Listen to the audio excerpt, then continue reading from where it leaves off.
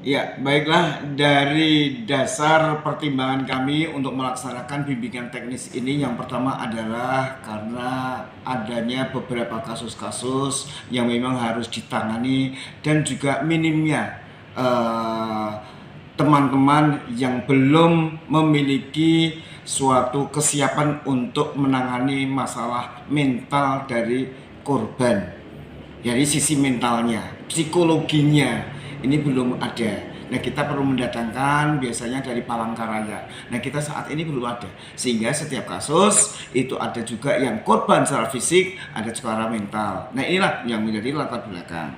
Yang kedua, kita juga memiliki narasumber dan sudah kenal baik dari Kementerian PPPA. Maka kita manfaatkan untuk pembekalan, penimba wawasan maupun peningkatan kapabilitas dari mereka itu peserta diklat. Itu Oke. yang melatar belakangi. Ada berapa sih kasus yang terjadi di negara tersebut? Atau sebelum kejadian di 2001-2002 tidak pernah terhitung, gitu ya.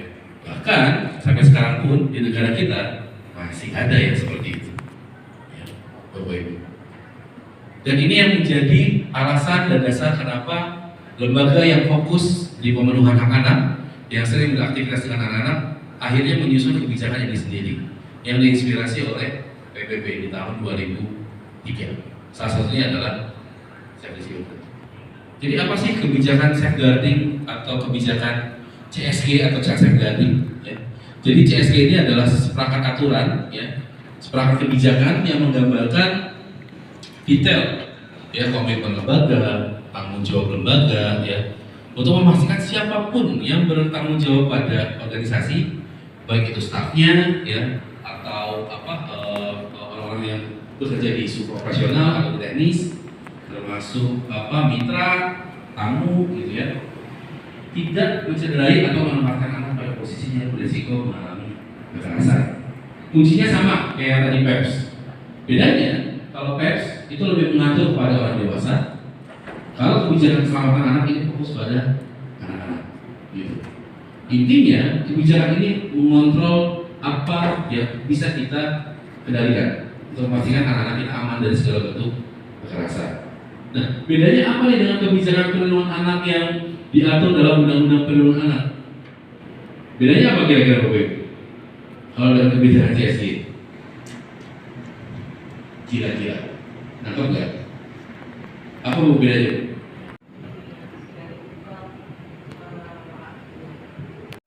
Lembaga Bapak Ibu. Ya. Sedangkan kalau misalnya bedanya dengan Undang-Undang Perlindungan Anak atau Peraturan Daerah tentang Perlindungan Anak, itu melindungi semua anak yang ada di wilayah tersebut. Nah, kalau kebijakan CSG ini hanya mengatur penerima manfaat anak-anak yang di lembaga Bapak Ibu. Gitu. Kayak misalnya contoh, Save the Children, ya. Misalnya Save the Children nih, kami punya banyak klien, punya penerima manfaat anak-anak. Tapi ketika misalnya ada anak dampingan P2TP2A mengalami kekerasan, apakah itu jadi tanggung jawabnya Save the Children? Tidak, karena itu di luar kontrolnya Save the Children. Apakah misalnya tiba-tiba terjadi peristiwa kekerasan yang dialami oleh anak di sekolah di Papua misalnya, itu jadi tanggung jawabnya Save the Children? Tidak. Nah, apakah misalnya kasus anak yang terjadi di P2TP2A Kota Waringin? Tidak, karena itu di luar wewenangnya lembaga Bapak Ibu. Kalau manfaat lembaga Bapak Ibu mengalami kekerasan oleh stafnya organisasi Bapak Ibu, maka itu masuk kategori pelanggaran kebijakan CSG. Gitu. Tapi kalau misalnya ada anak mengalami kekerasan tapi pelakunya itu adalah orang tua, tetangga, itu ranahnya udah perlindungan anak. Gitu. Jadi dibedakannya itu lebih gampang tuh istilah pakai bahasa Inggris Bapak Ibu. Kalau misalnya pelakunya adalah dalam organisasi kita dan itu ke penerima manfaat lembaga kita, maka itu CSG. Tapi kalau Saya dengar informasi ada BIMTEK ya, kegiatan teknis ya, Ya, kepada betul. itu siapa aja peserta, relawan atau apa? Bagaimana Pak? Baik. Kegiatan. Yang pertama bahwa bimbingan teknis ya untuk membekali mereka khususnya pada satu desa, yang kedua aparatur PPA yang ada di dinas DP3AP2KB, kemudian PPA dari Polres, kemudian unsur juga kejaksaan. Nah, yang lebih khusus sasarannya yakni Puspa dan juga PATBM yang ada di desa. Khususnya dalam rangka peningkatan wawasan dan juga kapasitas mereka dalam rangka penanganan kasus-kasus khususnya yang ada pada psikologi, ya mental, ya para korban. Selain fisik, mereka juga mental akan berpengaruh tertentu. Nah, dari mental ini maka kalau di kesehatan adanya P3K, ya, pertolongan pertama. Nah, di sini adalah pertolongan pertama khususnya pada gangguan mental psikologinya, psikisnya, kejiwaannya. Nah, itu perlu dilakukan. Kelihatannya mereka anak-anak yang korban itu baik-baik saja fisiknya, tetapi kejiwaannya tidak baik. Jadi model terapi atau bagaimana ini, Bang? Yang pertama penanganan kasus awal, ya.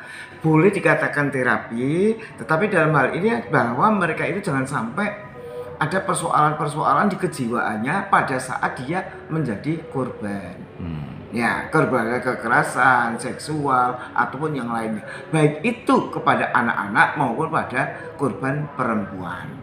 Kasusnya banyak, tetapi ini kita perbaiki di sisi mental, sehingga perlu pembekalan pada tingkat desa, pada dinas, sekolah untuk dilakukan pembekalan bagaimana penanganan, ya, perbaikan yang pertama terkait dengan mental para korban itu. Nah, sekarang kalau kita dengan ada BIMTEK ya, Iya, betul. Nah, sekarang pendampingannya sampai sejauh mana jika itu terjadi pada anak yang korban? Nah, ada dua hal. Yang pertama, apakah ini kalau kita pendampingan pada korban, baik perempuan maupun anak. Yang kedua, kalau itu ada unsur pidana atau kriminal, maka itu ranahnya kepolisian. Nah, DP3AP2KB adalah pendampingan korban, baik itu dari mental maupun pendampingan sampai totalitas dinyatakan CC, clear and clean, sehingga pengembalian kepada keluarga nanti betul-betul sudah selesai, sudah purna. Tetapi kalau ini belum purna, maka perlu pendampingan sesuai dengan kadar kasusnya. Iya. Apakah berapa hari? Kita tidak bisa menentukan, karena setiap kasus akan beda, setiap orang akan beda. Itu ditanggung siapa biayanya? Kepembiayaan di sini adalah menggunakan DAK dan DAU. Ya, DAK dari Kementerian PPPA. Begitu. Nah, kalau untuk tingkat korban kekerasan anak untuk di Kobar ini mencapai berapa?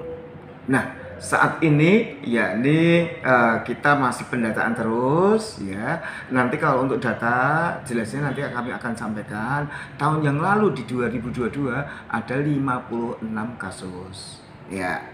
Kasus ini baik itu pada KDRT, kasus kekerasan seksual maupun kekerasan bullying, ya bermacam-macam kasus lah. Itu kami jumlah 56 kasus. Nanti akan kami kaji kasus yang paling banyak di mana tempatnya, persoalannya apa saja, ini masih dalam kajian.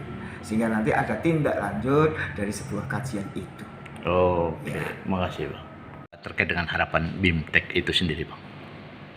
Ya, baiklah, terkait dengan harapannya bahwa BIMTEK itu diharapkan untuk memberikan peluang peningkatan karir kepada para pegawai ataupun kepada para peserta untuk bisa lebih mematangkan, menambah wawasan, peningkatan capability, kapasitas kemampuan dia dalam rangka mengelola, memanage korban khususnya dari sisi mental. Oke, makasih. Ya, yang kedua, bisa menelusuri, menganalisis apa yang menjadi penyebabnya, ya. Karena akan memberikan dampak nanti pada masa-masa yang akan datang si korban itu sendiri. Dan yang berikutnya adalah mereka bisa melakukan tindak lanjut, karena mungkin ditangani selama 2 bulan ada yang sudah selesai, ditangani sampai 6 bulan belum tentu sudah selesai. Nah, ini tindak lanjutnya, sehingga tahapan-tahapan itu bisa dilakukan. Setiap korban, setiap kasus tergantung dari permasalahannya, kasus besar ataupun tidaknya. Oke, makasih.